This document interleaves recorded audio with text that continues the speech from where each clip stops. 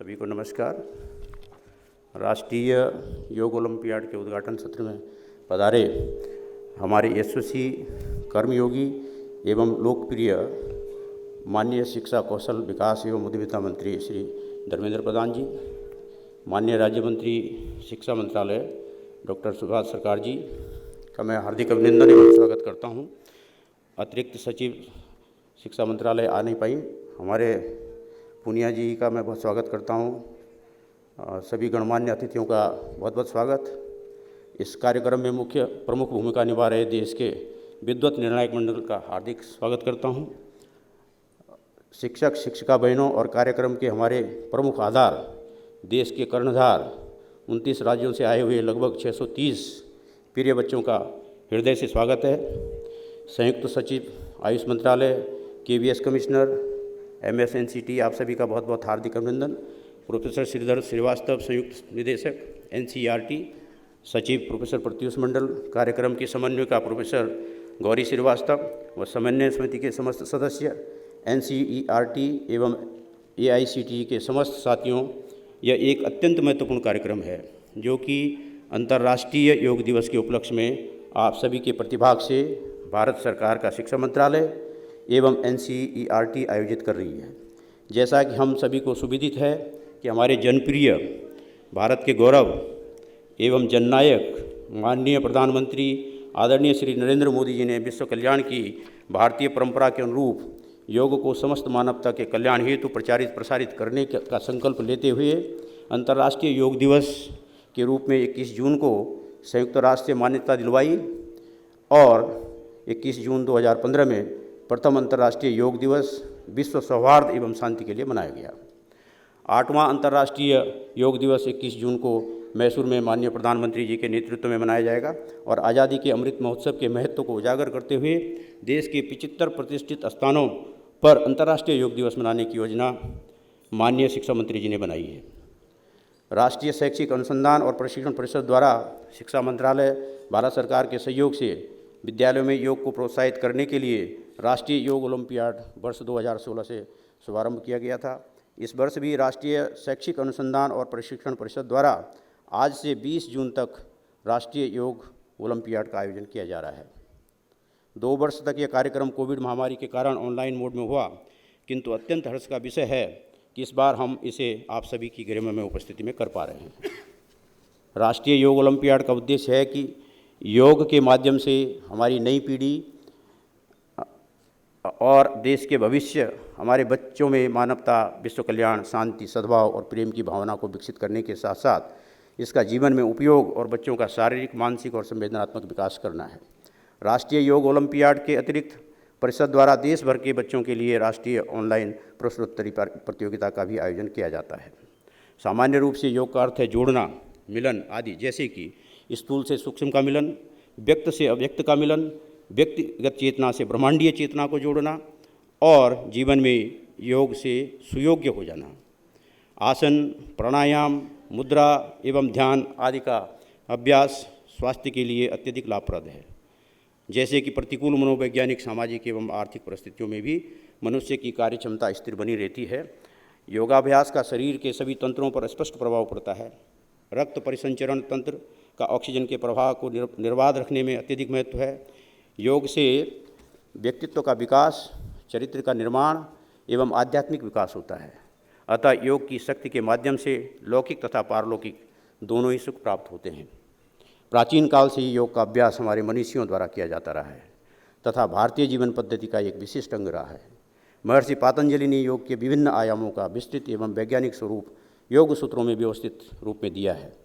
तत्पश्चात 500 ईस्वी पूर्व से 800 ईस्वी के मध्य भी योग के व्यापक प्रसार का समय रहा है और बौद्ध भिक्षुओं सहित ऋषि मुनियों ने योग का विश्व के अनेक देशों में प्रचार प्रसार किया है और इससे मानवता का अपार कल्याण हुआ है।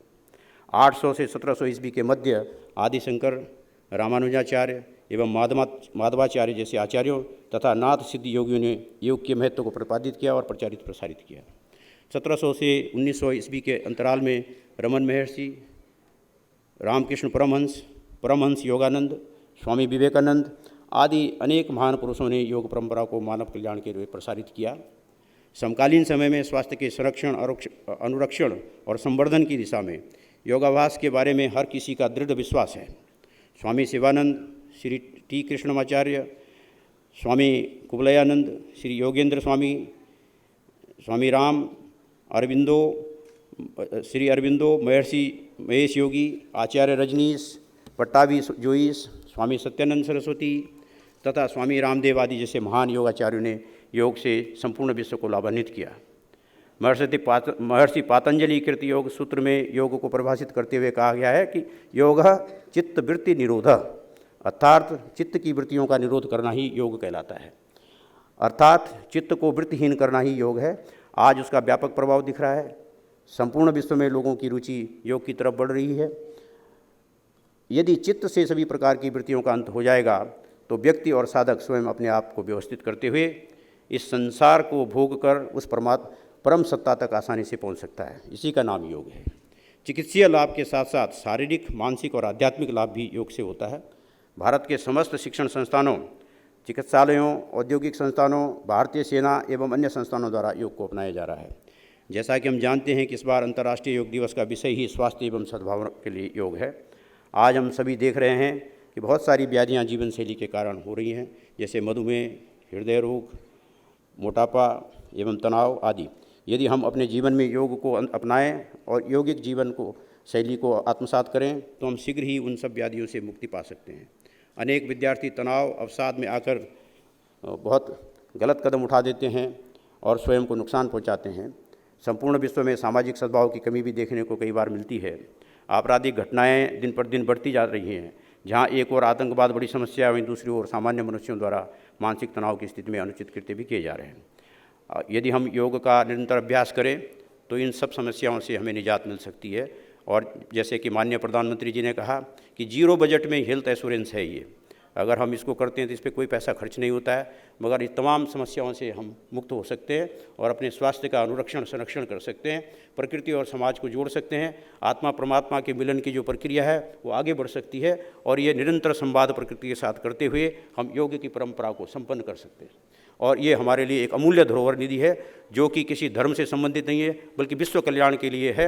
इसीलिए हमने अपनी परंपरा के अनुरूप वसुधैव कुटुंबकम की बात को साकार करते हुए विश्व को इस कल्याणमयी जो पद्धति है जीवन की उसको अपनाने के लिए निवेदन किया है और इसका असर बहुत सार्थक पड़ रहा है। हमारे प्रधानमंत्री जी की इसमें बड़ी भूमिका रही है और हम सब लोग इसका अनुसरण करेंगे तो निश्चित रूप से मानवता का जो कष्ट है वो कम होगा और इस धरती पर जो कुछ भी अनरेस्ट फैला हुआ है उस अनरेस्ट को हम एक बिना किसी खर्चे के केवल अपनी जीवन पद्धति में इसको ला करके ख़त्म कर सकते हैं। आज इस योग ओलंपियाड में उपस्थित सभी विद्यार्थियों से मैं कहना चाहता हूं कि हमें अपने जीवन में योग को अपनी दिनचर्या में स्थान देना है और नियमित अभ्यास भी करना है, जिससे हम शारीरिक, मानसिक, सामाजिक एवं आध्यात्मिक स्वास्थ्य प्राप्त कर सकते हैं। So this is the Panacea I can say. राष्ट्रीय शिक्षा नीति 2020 में भी योग को महत्वपूर्ण स्थान दिया गया है और उसको राष्ट्रीय पाठ्यचर्या की रूपरेखा में सम्मिलित करने के लिए आवश्यक प्रक्रिया अपनाई जा रही है। The process of NCF preparation is there and we are hopeful that in future course of time we will be having this in our study curriculum material also that will be benefiting the whole world. अंत में मैं आशा करता हूँ कि आप सभी के जीवन में आप सभी अपने जीवन में योग को अपना करके अपने उत्कर्ष को प्राप्त करें, ऐसी मेरी ईश्वर से कामना है। बहुत बहुत धन्यवाद। सभी को नमस्कार। जय हिंद।